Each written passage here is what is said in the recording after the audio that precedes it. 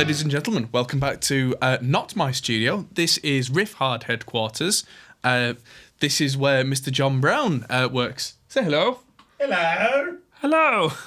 John is doing the switching for me. We're kind of taking turns. I've been switching for him for his channel.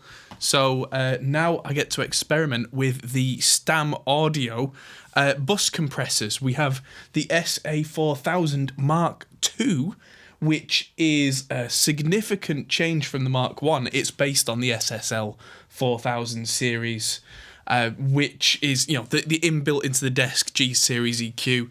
Not EQ, what am I saying? The compressor, which is known for giving glue to the final mix. And then below it is a really special unit. This is the Stam 33609, the SA-33609, which is an exact replica of the Neve-33609 bus compressor. Very cool. So in front of me here, if I hide this window, I have a set of stems which I've imported into Brown's system here, which is the stems from the recent punk rock im Summer that I did for Mishvald. And this is drums, bass, rhythm. So what I'm going to do is I'm going to try these two compressors on the master. I've just brought the stems in so you can all see that. But in this case, with it being on the master bus, it's just everything that we have being chucked through these, and we're going to see exactly what these do to the sound, because this is just the raw stems with no compression, no mastering, none of that stuff. And we're going to try the Stam Audio one first, and then we're going to talk about the new features and why I think they're so much better for a mix bus, a modern mix bus. Then we're going to play with the 609, then we're going to do both. So let's hit play right from near the start of this track and scoot over.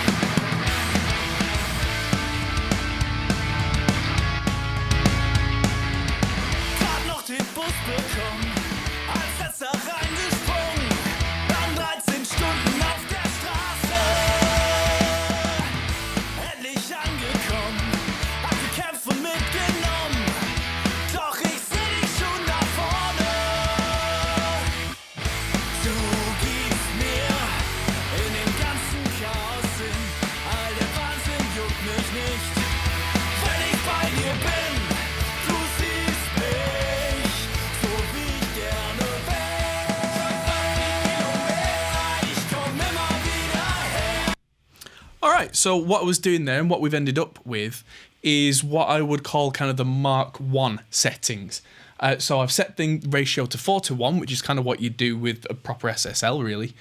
Found the threshold, the attack's at 10 milliseconds, releases on auto, which again is quite common. The high pass filter is out, and the mix is on 100%, which again, a lot of those you don't get the choice. So the Mark II, what we're going to do now is we're going to add in the transformer for that extra saturation. We're going to use a ratio 1.5, which isn't on the original. We're going to use the high pass filter so that the kick drum and the booming low end don't affect the mix. And we're going to have the release as fast as it goes because that's the way that I like it. So we'll do that now and see the sonic difference before and after. And that yellow button on the left, if you can't quite read the tiny little writing, that button on the left is the compressor being on and off. So if that light's off, no compression, lights on, SSL's doing its thing. On we go.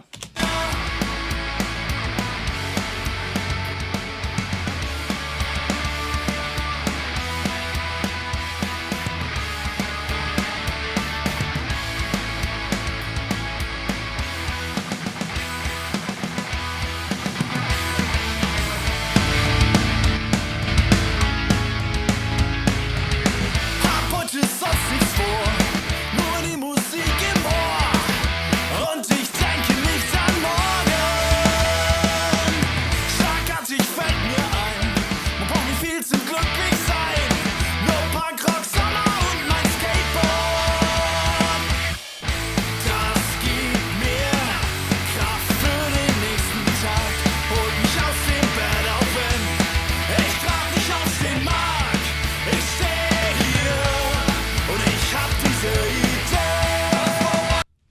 stuff.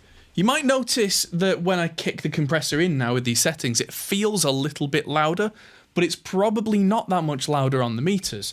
That's the whole thing about glue bus compression, is it feels like there's more impact, more oomph. Everything can kind of sit better. That is very much the point of it. And with the transformer, it feels fatter. With that mix blend, I'm just around 60% of the compressor being in, which means just a little bit of the original gets through, so the punch and kick of the original isn't lost in with the glue.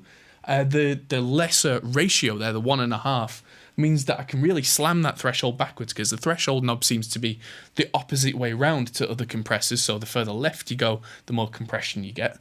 And so I'm really trying to get it to hit the 4 dB needle. I could go crazy with it, especially with a mix blend. And I might do that later, we'll come back to that. But having the release super quick for me works with rock, whereas the auto works for kind of gentler types of music. So I'm going to turn that off now, and we're going to play along with the 609, which is the big, squishy, fat Neve type compressor. I say Neve type, it is originally a Neve compressor, and Stam have gone out of their way to make it as close as they can to the original. Let's have a gander. So let's hit play, turn off the SSL, and then play with the Neve. We will, I think, experience a volume drop when I turn on the Neve, but that's just part of the way the circuitry works, and I'll bump that with the makeup gain.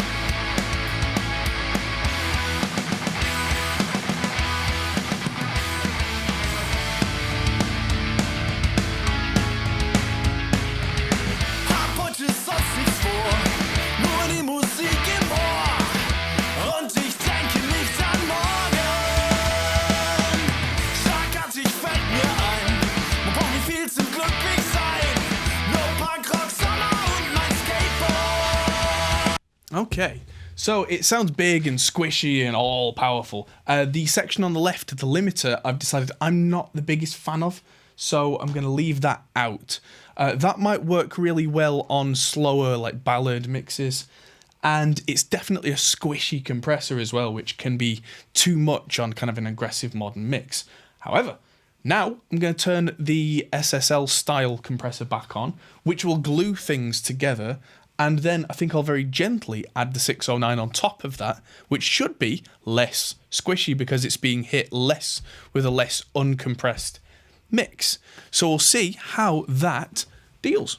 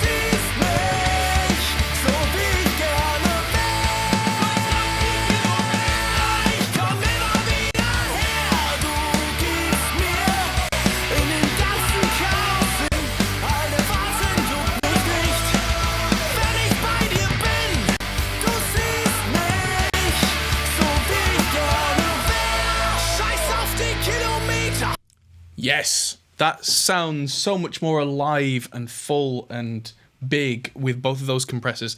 And the needles on the low, on the 609, they don't look like they're doing very much. But the fact the sound is going through all that processing, those big fat transformers, I believe, John, this is one of the modded ones that has these, like the Neve style, is it Carnhill transformers? We actually swapped out the Carnhills for a set of Souters. Souters, right. So Carnhills were a little bit brighter, whereas the Souters made it so that it was similar to an AMS Neve 33609 with a fast attack setting. What he said. It does add a certain something. We played around with this a couple of months back when we just got it, and there was something that wasn't quite there, and now it is exactly, I believe, the same as a Neve 609. It is very, very close. It's with the Souters, it got a lot darker in the top end, which is very reminiscent of the 33609. And a Neve in general, they are quite dark in the top end. And so, yeah, what you will have seen me doing on the Cubase screen there is just turning on and off the entire master chain there. And you can see from the send and return gain, I have had to kick them in the front a little bit.